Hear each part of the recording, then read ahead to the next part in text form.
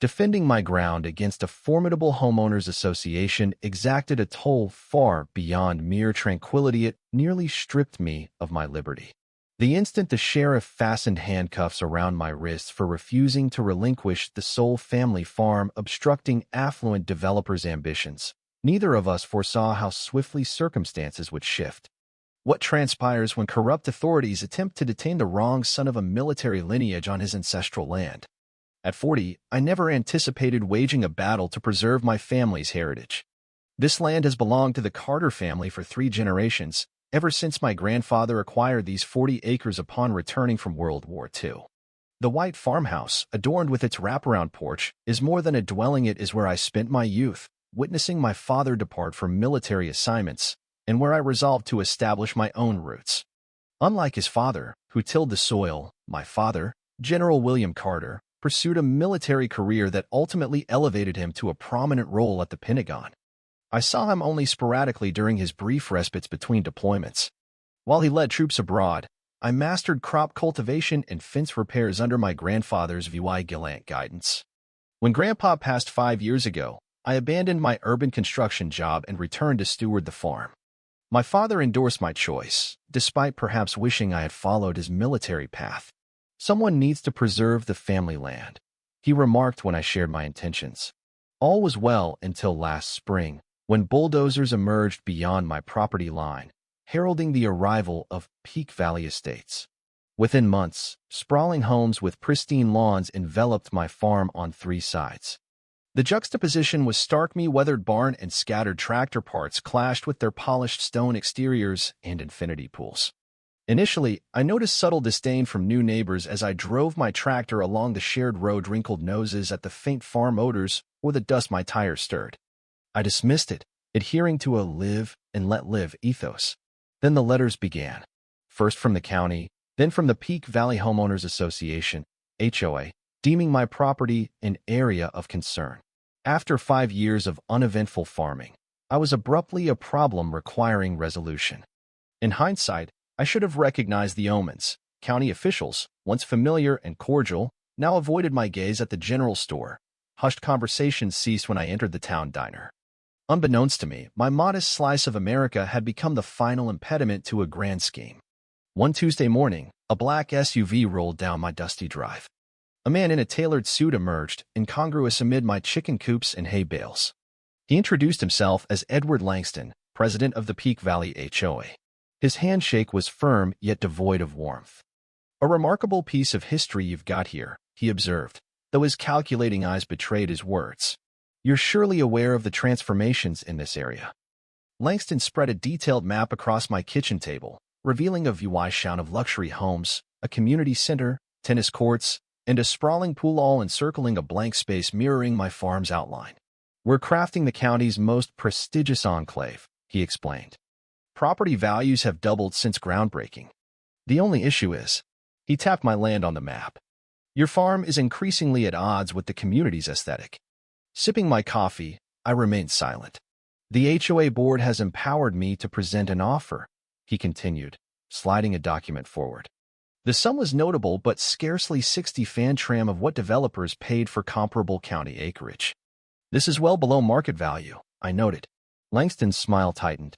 "We've factored in demolition and remediation costs. Your structures fall short of code, and agricultural use raises environmental concerns." "My family has farmed this land for 3 generations," I replied firmly. "It's not for sale at any price."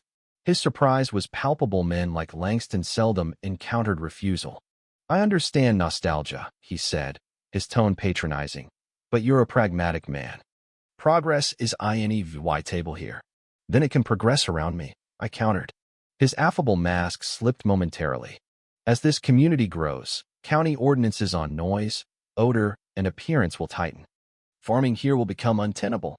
Established agricultural properties have exemptions," I rebutted, having researched the matter. His eyebrows arched, reassessing me. "Regulations evolve. The county commission strongly backs our project." Before departing, he left his card. "My offer stands for 30 days. Beyond that, I can't promise the same terms. Consider it for your own sake." As his SUV vanished, I pondered contacting my father. At 59, General William Carter wielded considerable influence at the Pentagon. One call could likely dissolve this issue. Yet, I had always resolved my own challenges. At 18, I opted for agricultural college over the military academy, vowing not to lean on his rank. This farm was my burden to bear. I stowed Langston's card in a drawer and resumed repairing my irrigation system. Whatever the HOA strategy, I wouldn't surrender my family's legacy without resistance. The ensuing weeks brought mounting pressure. Noise complaints arose over my pre-7 a.m. tractor starts routine for years without issue. County Animal Control investigated anonymous claims about my livestock's well-being. The HOA's tactics grew overt. Security vehicles tailed me through the development. Residents recoiled theatrically from my truck. Langston returned thrice, each VY sit with a marginally improved offer and heightened coercion. The board's patience wanes, he cautioned on his final call. They've invested too much to let one obstinate farmer thwart their Weishown. The tipping point revealed a connection I'd overlooked. Sheriff Daniel Pierce, recently elected with hefty donations from local enterprises, was Langston's brother-in-law.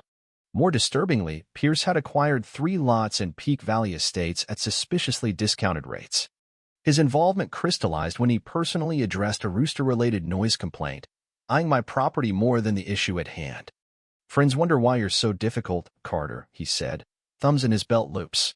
"This development boosts the county more taxes, better serve VYCES. My family's paid taxes here for 70 years, I replied.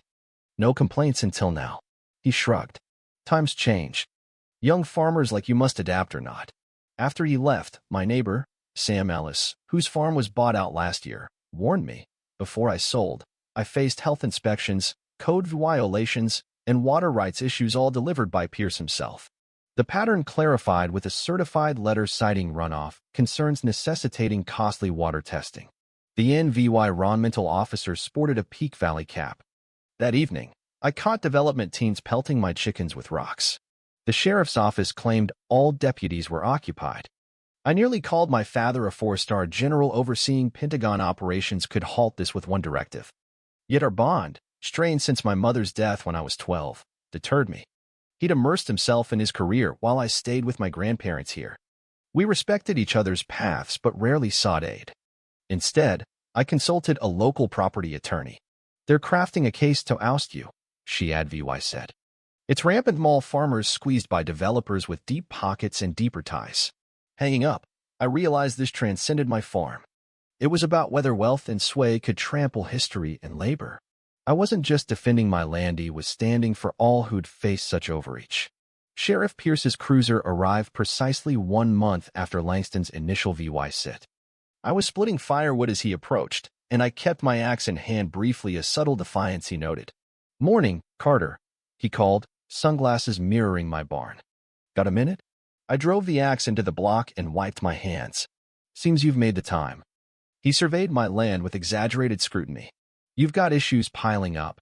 Waste management violations, unpermitted structures, outdated wiring." He listed each on his fingers. "The county's been lenient, respecting your family's history, but there's a limit." Odd how these issues surfaced only after luxury homes appeared, I observed. Remo VYing his glasses, his expression hardened. "I'm authorized to offer one last chance. The HOA's up their offer by 10 fan generous, given remediation costs."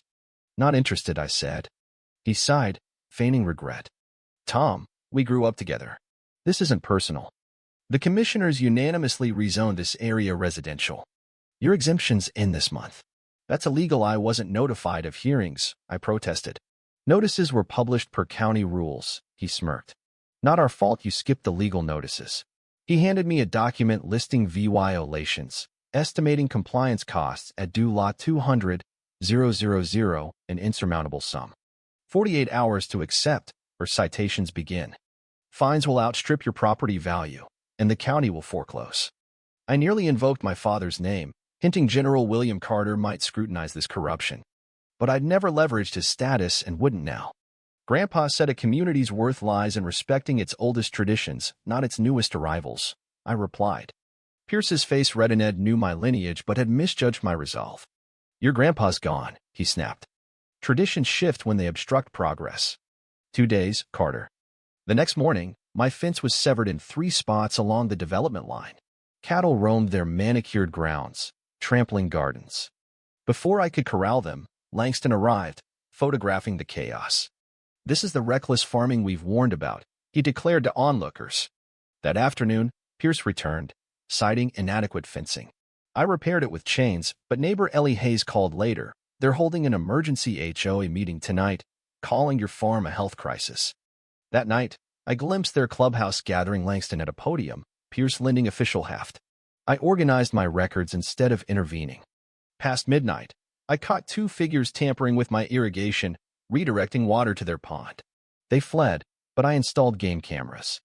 Further inspections follow, building an environmentality citing newfound violations. Outmatched, I dialed my father's private line. "It's an emergency," I said. This wasn't pride, it was justice.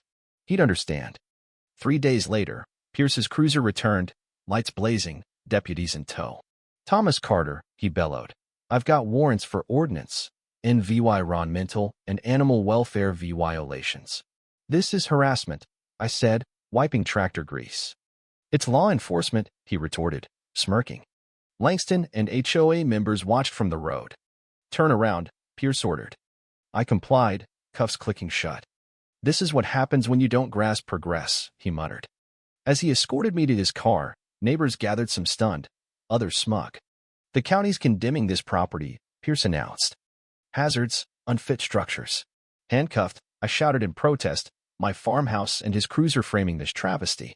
Unbeknownst to him, I called my father the previous night. "I'll handle it," he'd said. Wheels were turning beyond Pierce's reach. At the jail, he paraded me through the front, performing for onlookers. "One call," he sneered. I dialed my father's direct line. "Office of General Carter," a voice answered. "This is Thomas Carter. He's expecting me." Verification, Blue Oak, 1983. My birth year in the tree he'd carved as a boy. "Thomas," my father said. "They arrested me. Put the sheriff on." Pierce's smirk faded as he listened, paling.